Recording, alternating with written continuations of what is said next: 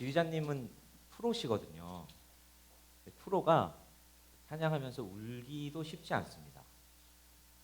근데 정말 기도로 잘 준비해 주셔서 울면서 찬양해 주시는 게 은혜가 됐던 것 같습니다. 우리 지휘자님 참 우리 일산영문교회 복인데 우리 지휘자님 이번에 특별 새벽 기도에도 개근하셨거든요.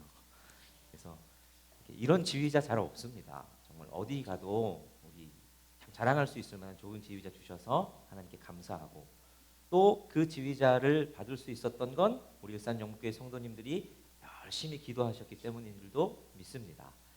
참 우리 좋은 교회 주신 하나님께 감사한데요. 우리 그 감사한 마음을 담아서 옆에 분들과 반갑게 인사 나누시면 좋겠습니다.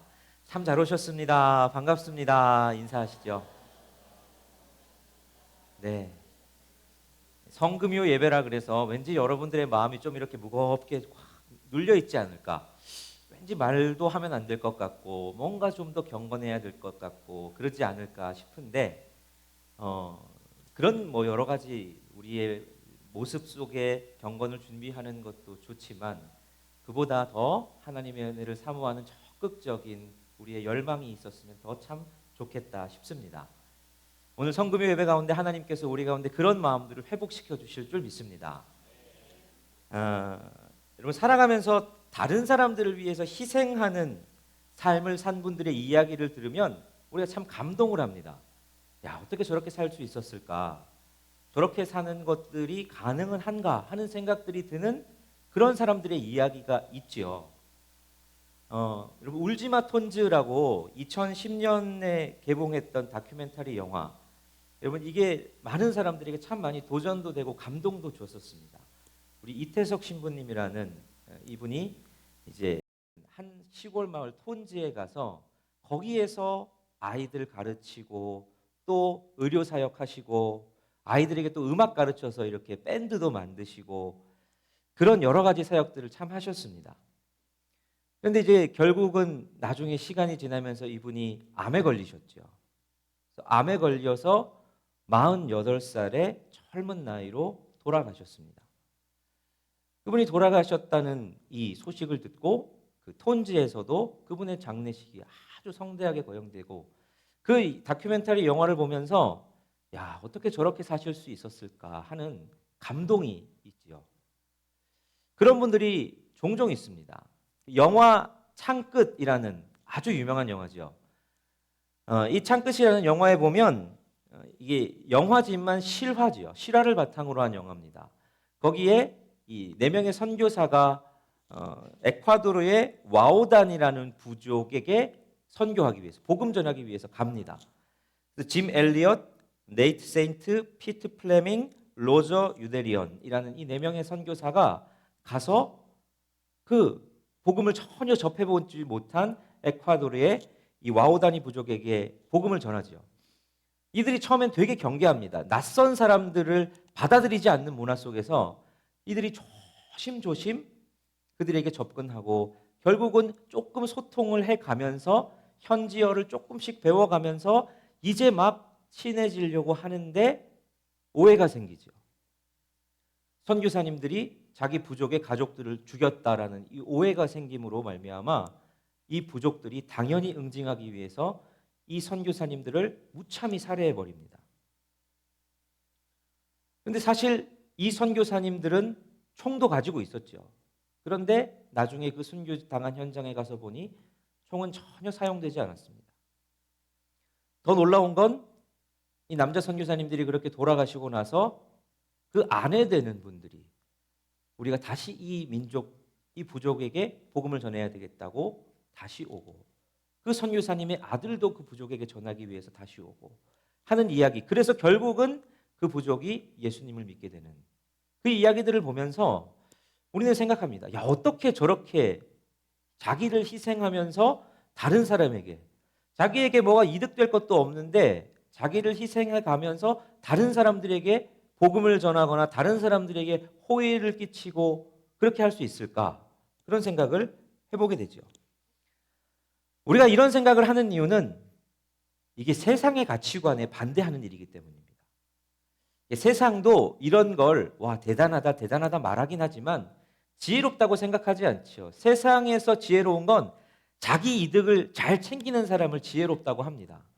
그래서 자기가 원하는 것 얻기 위해서 다른 사람을 희생시킬지언정 자기를 희생하기보다는 그렇게 자기 희생은 별로 지혜롭지 못한, 그래서 다른 사람을 조금 희생해서 내 것을 얻는 게 사실은 지혜로운 것처럼 느껴지는 세상 속에서 우리는 정반대로 사는 그런 사람들을 보다 보면 야, 어떻게 저렇게 살지?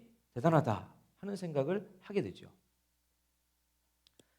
그런데 오늘 본문은 예수님께서 우리가 대단하다고 여기는 삶, 그거 그렇게 살기 우리는 힘들 것 같은데 하는 그 불가능한 삶으로 우리를 초청하십니다. 주님께서 우리에게 그 삶이 너희의 삶이어야 한다라고 말씀을 하시는 거죠. 오늘 본문 요한복음 15장 12절부터 13절까지의 말씀을 보면 주님께서 이렇게 말씀을 하시지요. 우리 한 목소리로 같이 읽어보도록 하겠습니다. 시작.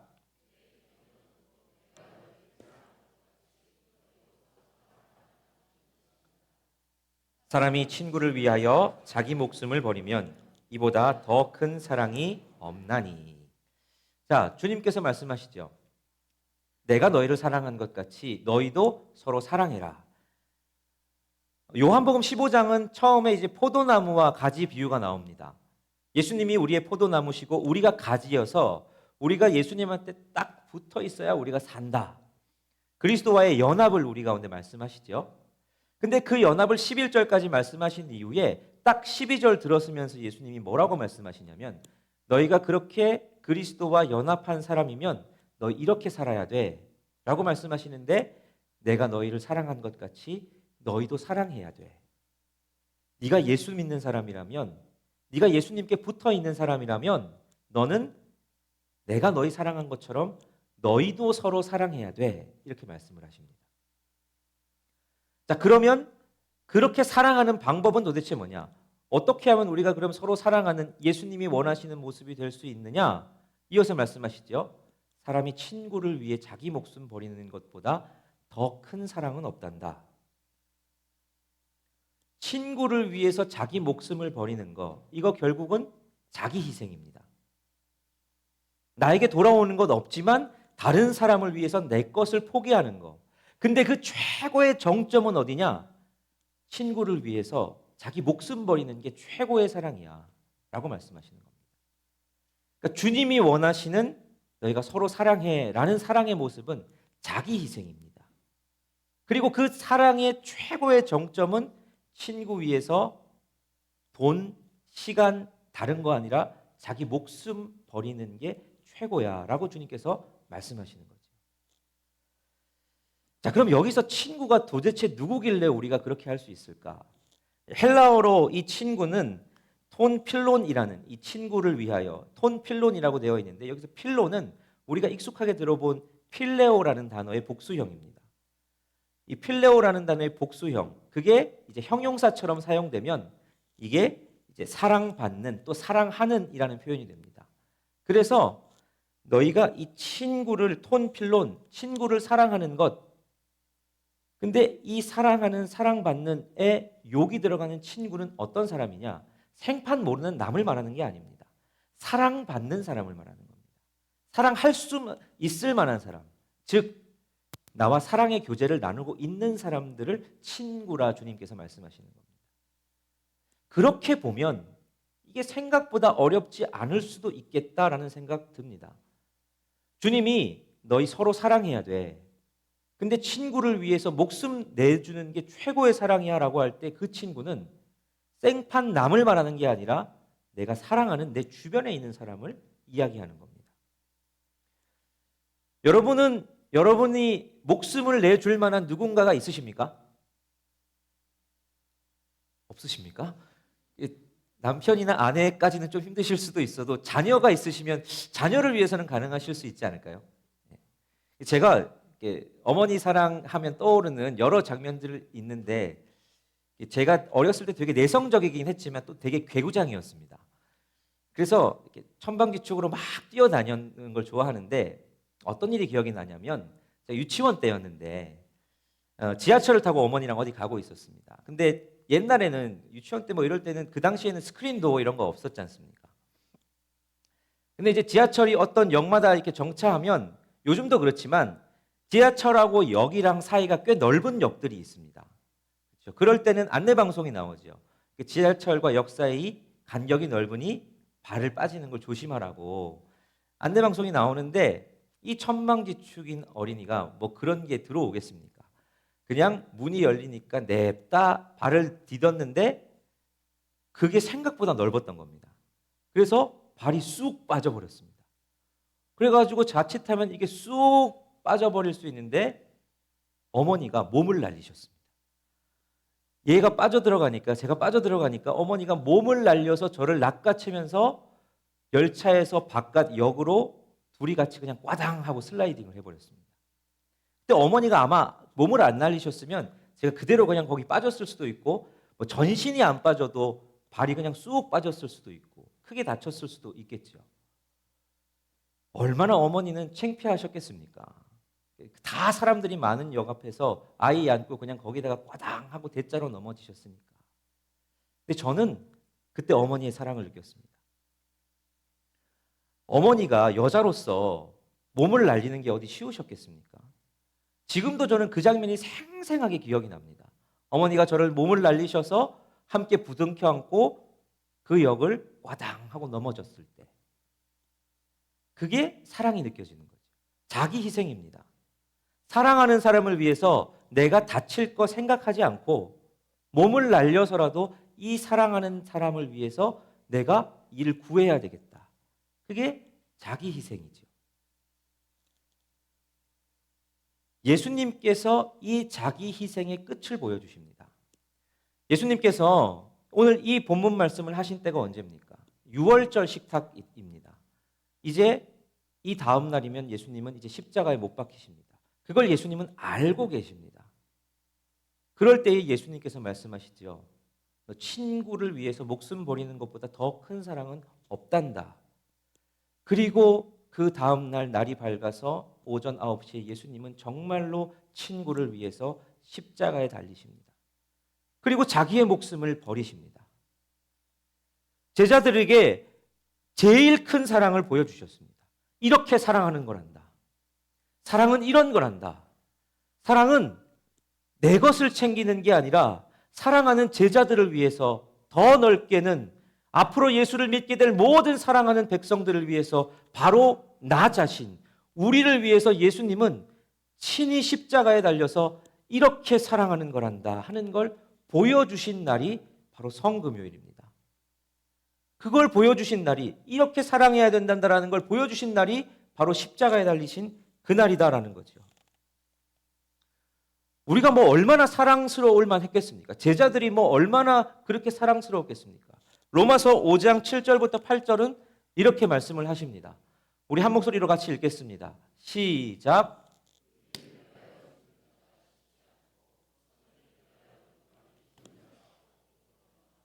우리가 아직 죄인 되었을 때에 그리스도께서 우리를 위하여 죽으심으로 하나님께서 우리에 대한 자기의 사랑을 확증하셨느니라. 아멘. 우리가 죄인이었습니다. 선해서 뭔가 조금 사랑할 만해서 자격이 있고 그래 말 좀 잘 듣는다. 그래서 예수님이 우리를 사랑하신 거 아니었습니다. 우리는 아무것도 내세울 것 없는 죄인이었는데 주님이 우리 사랑하셨습니다. 우리를 위해서 자기를 희생하시되 목숨을 내어주시면서 사랑하셨습니다. 그 주님께서 오늘 우리에게 말씀하시는 겁니다. 내가 너희를 사랑한 것 같이 너희도 사랑해야 한단다. 이게 주님의 명령입니다. 나 믿는 사람이라면, 예수님한테 붙어 있는 사람이라면, 그리스도인이라면 너희가 서로 사랑해야 돼. 내가 너희 사랑한 것처럼 자기를 희생해 가면서 너희가 사랑할 줄 알아야 된단다. 그걸 우리에게 말씀하십니다. 주님께서 그러면서 종과 친구에 대해서 말씀하십니다. 요한복음 15장 14절 15절에서는 이렇게 말씀하시죠. 너희는 내가 명하는 대로 행하면 곧 나의 친구라. 이제부터 너희를 종이라 하지 아니하리니 종은 주인이 하는 것을 알지 못함이라. 너희를 친구라 하였노니 내가 내 아버지께 들은 것을 다 너희에게 알게 하였습니다. 종은 사랑할 수 없습니다. 종은 주인의 마음을 모릅니다. 종은 그냥 시키는 대로 하는 사람입니다. 근데 주님은 우리를 친구라 하십니다. 너는 내 친구야. 그래, 너는 사랑해야 돼. 너희가 사랑하면 너희는 내 친구야. 종은 시키는 대로 하는 사람이지만 친구는 친구의 마음을 알아서 그 친구가 원하는 것을 할 수 있는 사람이 친구입니다. 주님이 오늘 우리를 친구로 부르셨습니다. 그러면서 우리에게 말씀하시죠. 너희 사랑해야 돼. 내가 너희를 사랑한 것 같이 너희도 서로 사랑해야 돼. 이 성금요일에 우리가 주님 앞에 나와서 주님, 우리가 어떻게 하면 좋겠습니까?를 물을 때 주님은 뭐라 말씀하시느냐? 내가 너희를 사랑한 것, 그걸 보여준 이 성금요일, 내가 너희 십자가에서 너희를 이렇게 사랑한 것을 보여준 것처럼 너희도 사랑하면 좋겠어 라고 주님께서 우리에게 말씀하고 계신 겁니다. 100주년 기념교회 은퇴 목사님이 이재철 목사님께서 이 본문에 대해서 어떻게 사랑이 어떤 건지 이런 비유를 드셨습니다. 이제 15장에 포도나무 비유가 나오다 보니까 이 나뭇가지의 사랑, 이 비유를 드셨는데요. 나뭇가지는 어떻게 사랑을 표현하느냐? 처음에 이제 씨가 땅에 떨어지면 거기 뿌리가 이렇게 생기고 싹이 올라오기 시작합니다. 싹이 올라온 뒤에는 줄기가 올라오죠. 이렇게 줄기가 올라오고 나면 거기서 첫 번째 가지가 나올 겁니다. 그리고 이어서 조금 더 자라다가 두 번째 가지가 나올 거고요. 더 자라면 세 번째 가지가 나올 겁니다. 그래서 가장 먼저 나온 가지 순으로 튼튼해질 겁니다. 굵어지고 단단해지고 뭔가 힘이 있어지겠죠. 줄기가 굵어질수록 가지들이 굵어지고 힘이 있어질 겁니다. 그러면서 계속 줄기는 위로 하늘로 뻗어가겠죠. 그리고 뻗어가면 뻗어갈수록 새로운 가지들이 나올 겁니다. 근데 이 처음 난 가지는 자기가 힘이 있고 자기가 세다고 위로 가려고 하지 않습니다. 그냥 그 자리를 지키지요. 그 밑을 지킵니다. 그 밑을 지키고 또 그 다음 나온 가지는 역시 그 밑을 지킵니다. 그러면서 이 가지들이 자기가 힘이 있다고 자기가 햇볕을 더 많이 쐬겠다고 위로 올라가는 것이 아니라 밑을 더 풍성하게 받쳐줍니다. 그리고 그렇게 자라날수록 연약한 가지들이 위에서 올라오면서 점점 더 많은 햇볕을 받고 튼튼해져 가죠. 나무는 그렇게 건강해지는 겁니다. 이게 거꾸로 돼서 연약한 가지가 밑에 있고 굵고 큰 가지들이 위에 있으면 나무는 쓰러져 버리고 말 겁니다. 조금만 바람이 불어도 쓰러져 버릴 겁니다. 그런데 먼저 나온 가지들이 내가 위로 올라가겠다고 하지 않고 든든히 그 자리를 바치고 자기를 희생할 때 작은 가지들이 위에서 새로 올라올 수 있을 것이고 그렇게 나무는 더 풍성해 가고 건강해져 가게 되는 거죠. 이게 하나님의 교회의 하나님 나라의 모습입니다. 우리가 서로 사랑하기 시작하면 자기를 희생합니다. 내가 다른 사람을 위해서 밑을 받쳐주고 자리를 양보하고 내 자리 좀 험한 곳 가더라도 그것을 지켜주고 새로운 새싹들이 나와서 거기서 자라날 수 있도록 받쳐주면 그러면 교회는 건강해집니다. 그러면 하나님 나라는 건강해집니다. 예수님께서 보여주신 건 그겁니다. 예수님께서 죽어주시지 않았다면 내가 하나님의 아들인데 내가 왜 이런 고통을 당해야 되라고 높은 곳에 머무르시고 이 땅에 오시지 않았다면 우리에게 구원은 없습니다. 지금처럼 이렇게 예배드릴 수 있는 예배의 공간도 없을 겁니다. 그런데 주님이 우리를 사랑하셨습니다. 그래서 이 땅 가운데 내려오는 걸 주저하지 않으셨습니다. 그리고 가장 낮은 곳까지 내려가셨습니다. 십자가의 죽음까지 내려가셨습니다. 죽기까지 복종하셨죠.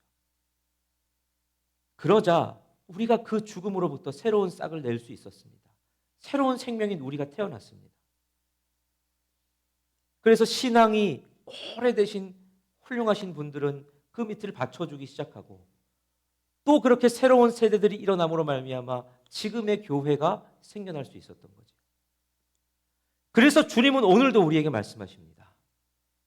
세상은 너희를 희생하지 않고 사랑하지 않고 너희 먼저 챙기라고 하지만 나는 너희에게 서로 사랑을 하고 말한단다.